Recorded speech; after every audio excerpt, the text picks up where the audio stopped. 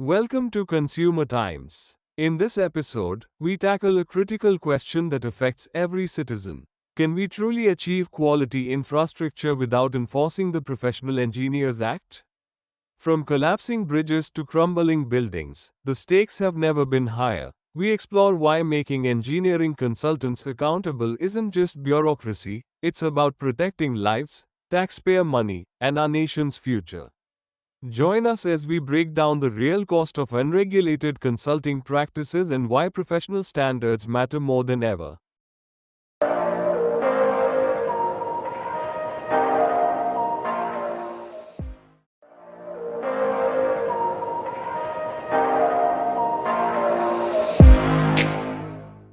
Welcome back to Consumer Times, where we investigate the issues that directly impact your life, your safety, and your hard-earned tax dollars.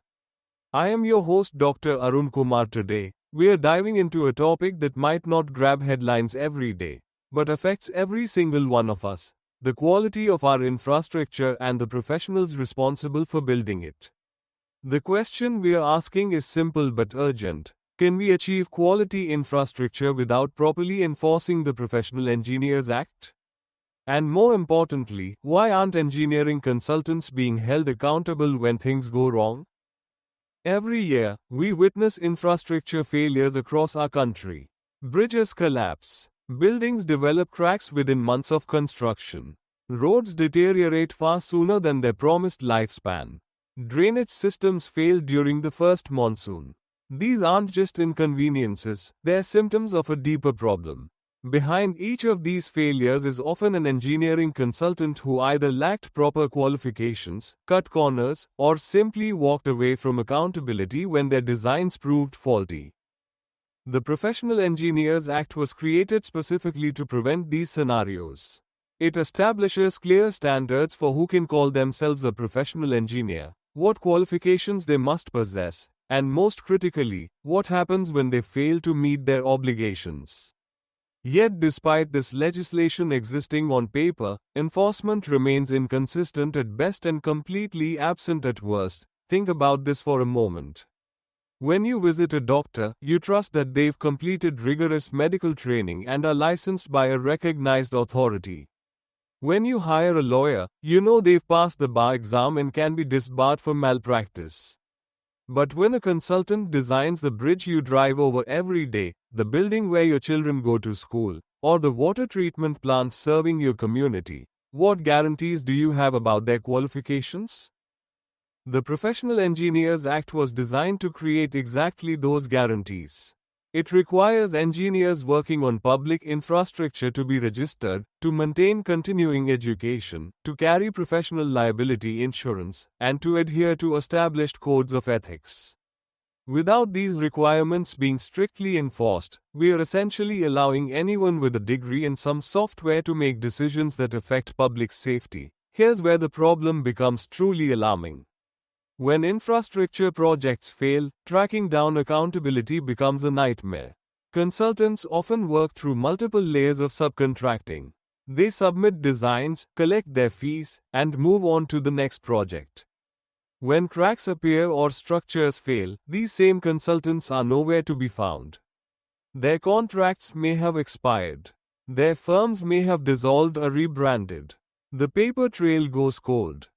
Compare this to other professions.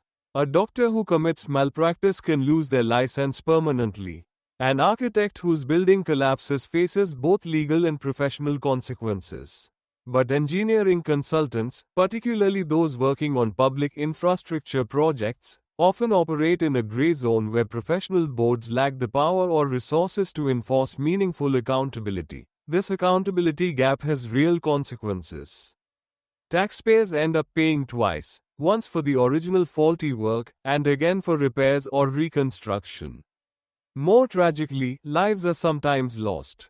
Yet the consultants responsible rarely face consequences that would deter future negligence. Beyond safety concerns, there's a massive economic dimension to this issue.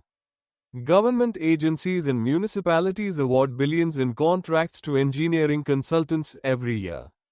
When these consultants deliver substandard work without facing consequences, it creates a race to the bottom. Ethical consultants who maintain high standards and invest in proper quality control find themselves undercut by competitors willing to cut corners. This dynamic doesn't just hurt honest professionals, it actively punishes them. Why invest in experienced senior engineers, rigorous testing, and comprehensive site supervision when your competitor can submit a cheaper bid by skimping on all three, knowing there's minimal risk of being held accountable later? The result is a marketplace that increasingly rewards the lowest bidder rather than the most qualified provider.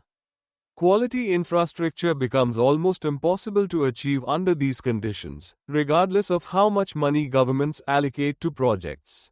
Other countries have addressed this challenge successfully.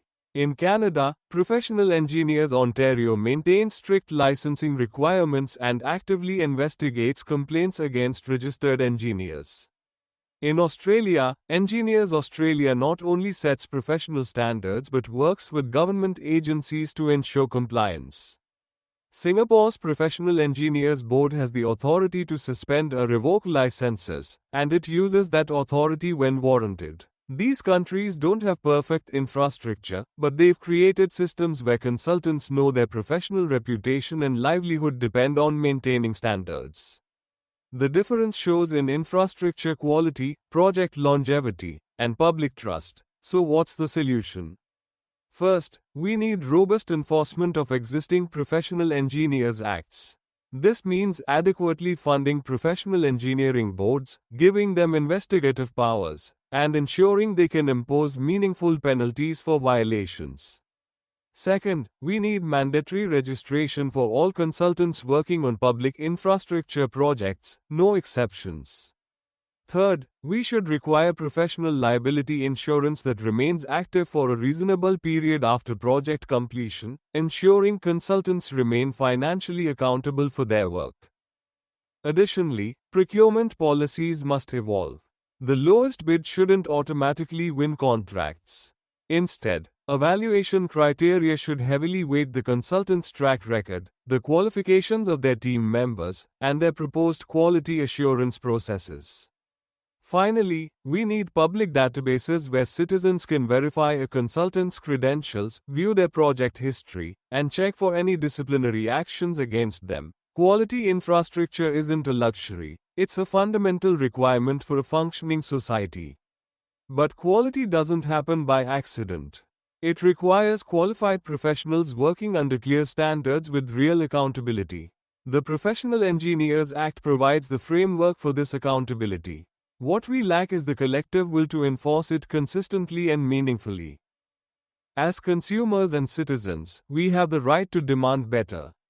We have the right to know that the infrastructure our taxes fund is being designed by properly qualified consultants who will face real consequences if they fail to meet professional standards.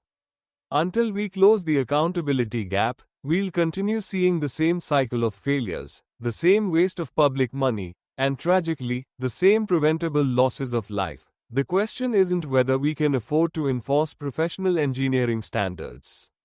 It's whether we can afford not to. Thank you for watching Consumer Times. Let us know your thoughts in the comments below, and don't forget to subscribe for more investigations into issues that matter to you.